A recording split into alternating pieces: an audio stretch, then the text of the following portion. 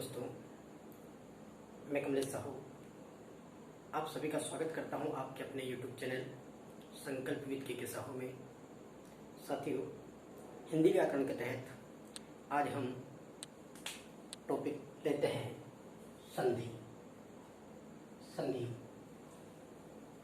मित्रों, ऐसी कोई भर्ती परीक्षा नहीं है जिसमें हिंदी विषय से संबंधित संधि प्रकरण से प्रश्न नहीं आते हो। तो संधि से संबंधित मैं आज बेसिक जानकारी आपको इस प्रकरण के माध्यम से देना चाह रहा हूं। तो मित्रों देखिए, संधि किसे कहते हैं? संधि किसे कहते हैं? संधि दो ध्वनियों अथवा वर्णों के मेल से उत्पन्न विकार को संधि कहते हैं। संधि किसे कहते हैं? दो ध्वनियों अर्थात संधि के लिए दो ध्वनियों अथवा दो वर्णों का मेल होना अति आवश्यक है। दो ध्वनियों एवं वर्णों के मेल होने के उपरांत जो विकार पैदा होता है, क्या होता है साथियों? विकार, परिवर्तन या बदलाव जो होता है उसे कहते हैं संधि। केवल मात्र दो वर्णों एवं ध्वनियों के मेल को ही संधि नहीं कहते साथियों। ध्वनियों एवं वर्णों का मेल होने के उपरांत विकार, बदलाव या परिवर्तन होना अति आवश्यक है। यदि ऐसा होता है तो उसे क्या कहते हैं साथियों? संधि कहते हैं। क्या कहते हैं? संधि। नेक्स्ट अब बात करते हैं संधि के भेद। संधि के भेद कितने होते हैं? संधि के भेद होते हैं तीन। कितने भेद होते हैं? संधि के तीन प्रमुख भेद होते हैं। संधि के भेद कितने होते हैं? तीन। नेक्स्ट नाम है स्वर संधि, व्यंजन संधि और विसर्ग संधि। स्वर संधि, स्वर संधि। अब स्वर संधि किसे कहेंगे, व्यंजन संधि किसे कहेंगे और विसर्ग संधि किसे कहेंगे? हमें इनकी पहचान होना चाहिए कि स्वर संधि की पहचान हम कैसे करेंगे, व्यंजन संधि की पहचान कैसे करेंगे और विसर्ग संधि की पहचान कैसे करेंगे। स्वर संधि ये लिखा है यहाँ स्वर धन स्वर, अर्थात स्वर संधि के अंतर्गत स्वर का स्वर के साथ मेल होता है। स्वर का स्वर के साथ मेल होने के उपरांत जो विकार, परिवर्तन या बदलाव पैदा होता है उसे कहते हैं स्वर संधि। नेक्स्ट उदाहरण देखिएगा, मैंने लिखा है काव्य धन अंग। क्या बना? काव्यांग।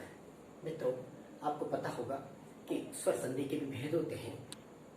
हम नेक्स्ट वीडियो में स्वर, व्यंजन और विसर्ग संधि के बारे में विस्तृत जानकारी करेंगे।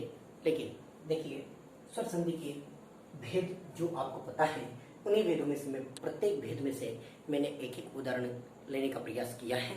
तो देखिए, काव्य धन अंग बराबर क्या हुआ? काव्यांग हुआ। काव्यांग। अब संधि के तहत क्या होता है, चलो मैं इसके बाद बात करता हूँ। दूसरा है कमलेश। प्रश्न आता है कमलेश का संधि विच्छेद कीजिए। तो साथियों, कमल धन इश न होकर के कमला धन इश होगा। क्यों होगा? अभी बात करेंगे इसके जस्ट बाद में। नेक्स्ट एक धन एक, एक धन एक, एक एक, एक धन एक बराबर क्या हुआ?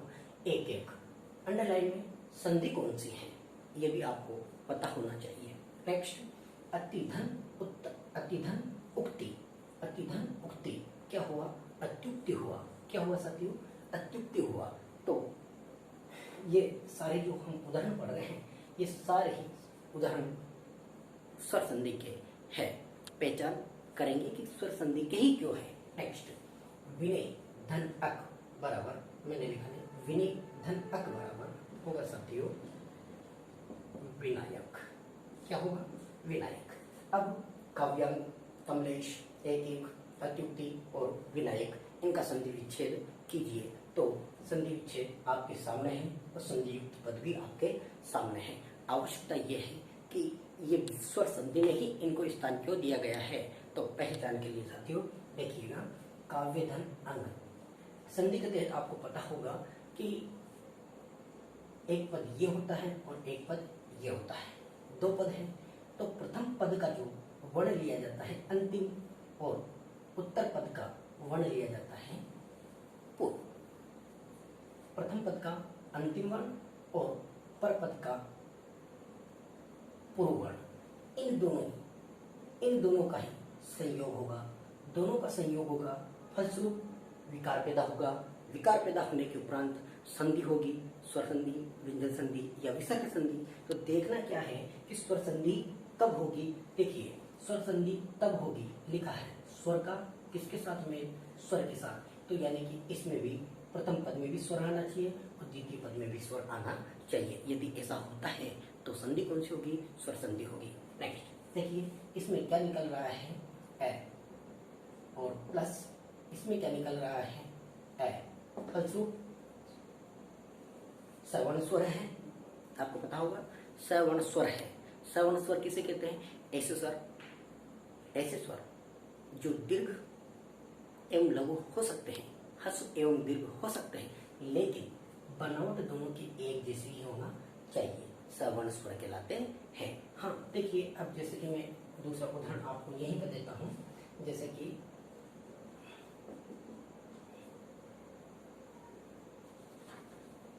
ये लिखिएगा करुणा धन अवतार।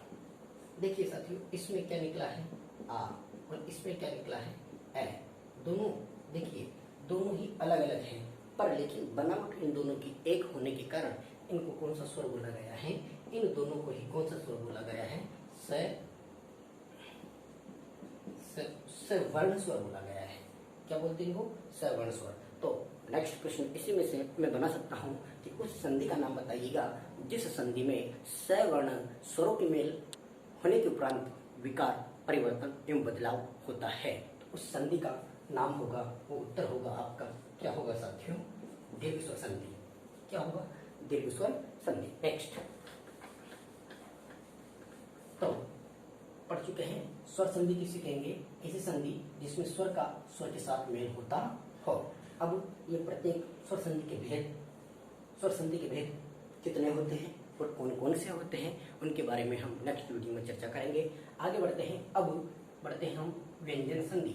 व्यंजन संधि कहते किसे हैं साथियों, मैंने लिखने का प्रयास किया है, परिभाषा इसी में ही आपकी छिपी हुई है। व्यंजन संधि किसे कहेंगे, स्वर का व्यंजन के साथ, स्वर का किसके साथ, स्वर का व्यंजन के साथ मेल होने के उपरांत जो विकार पैदा होता है उसे कहते हैं क्या, जो विकार पैदा होता है उसे कहते हैं क्या, व्यंजन संधि।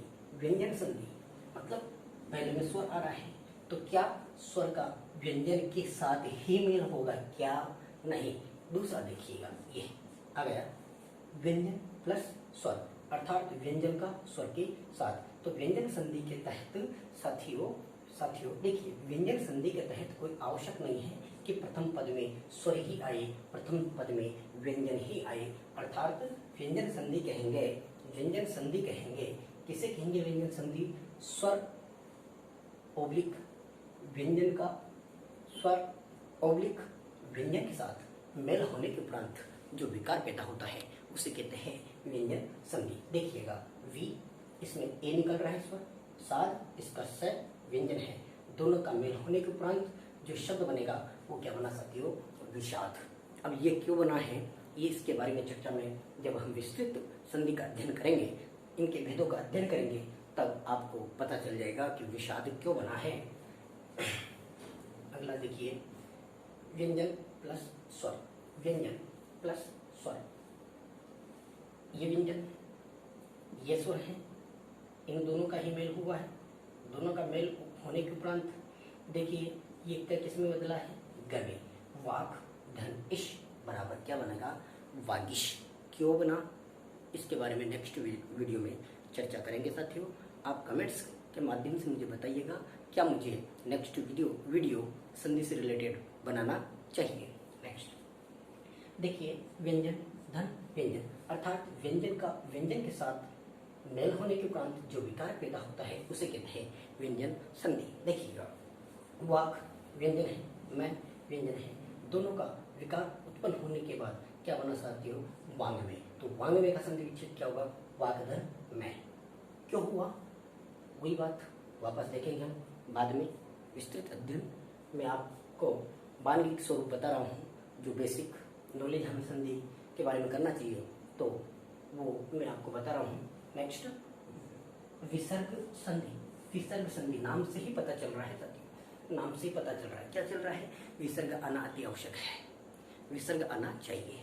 अर्थात विसर्ग का, ये विसर्ग है, मेल होगा किसके साथ, स्वर अथवा व्यंजन के साथ। अर्थात विसर्ग का स्वर अथवा व्यंजन के साथ मेल होने के उपरांत जो विकार पैदा होगा उसे कहेंगे हम विसर्ग संधि। देखिए, परीक्षा की दृष्टि से जो मैंने उदाहरण लिए हैं वो बड़े ही महत्वपूर्ण हैं साथियों। आपको बहुत ज़्यादा इनमें देखने को, अंतर देखने को मिल रहा है कि ये क्या हुआ है। मन है, धन, अभिलाषा। क्या हुआ, मनोभिलाषा। क्या होगा, मनोभिलाषा। ये विसर्ग परिवर्तित किसमें हुआ है, ओ में। किसमें परिवर्तित हुआ है, ये ओ में परिवर्तित हुआ है साथियों। यहाँ देखिए, मन है, धन, कामना। मन है, धन, कामना, अर्थात विसर्ग जो का त्यों ही यहाँ पे आया है। अर्थात विसर्ग का रूप परिवर्तित न होकर के जो का त्यों ही आया है। क्यों आया है वो नेक्स्ट वीडियो हम चर्चा करेंगे साथियों। यदि आप सकारात्मक कमेंट्स के माध्यम से मुझे बताओगे कि हाँ, मुझे अगला वीडियो बनाना चाहिए। नेक्स्ट, तपह धन स्थली। तो साथियों ये विसर्ग है, ये स है, ये विसर्ग किसमें बदला है, देखिए ये विसर्ग बदला है आधा समय। विसर्ग किसमें बदला है, आधा समय। अब विसर्ग आधा समय क्यों बदला, नेक्स्ट नियमों के तहत हम इनका विस्तृत अध्ययन नेक्स्ट वीडियो के अंतर्गत करेंगे। नेक्स्ट, पय है, धन, पान। तो इसमें भी जो का त्यों है, यश है, धन, धरा। तो इसमें विसर्ग किसमें परिवर्तित हुआ है, ओ में परिवर्तित हुआ है। तो साथियों यही ध्यान रखना है आपको। संधि कहते हैं, संधि किसे कहते हैं, दो ध्वनियों अर्थात वर्णों का मेल होने के उपरांत उनमें जो विकार, परिवर्तन या बदलाव पैदा होता है उसे कहते हैं संधि। संधि, ये संधि हुआ। और संधि विच्छेद किसे कहते हैं, संधि युक्त पद का सार्थक दो भागों में विभाजन क्या कहलाता है, संधि विच्छेद कहलाता है। नेक्स्ट, तो मुझे विश्वास है कि आप इसके बारे में समझ गए होंगे साथियों। अब आप मुझे इजाज़त दीजिएगा कमेंट्स के माध्यम से। साथियों आप कमेंट्स अवश्य करिए, सकारात्मक नकारात्मक मेरे पढ़ाने का तरीका और मुझे क्या सुधार करना चाहिए। तो आप ऐसे कमेंट्स करोगे तो मुझे कहीं ना कहीं पुनर्बलन के माध्यम से मिलेगा। और साथियों इसको आप एक बार नहीं आता है, 2 बार 3 बार बार बार देखिए। मैं विश्वास दिला सकता हूँ कि संधि का प्रश्न तो आपका गलत नहीं होने दूंगा मैं। क्रमबद्ध तरीके से हम बढ़ते चलेंगे साथियों। हाँ, वीडियो लंबा हो सकता है और संधि चैप्टर के मैं 5-10 वीडियो बना सकता हूँ यदि आप मुझे इजाज़त दोगे। धन्यवाद।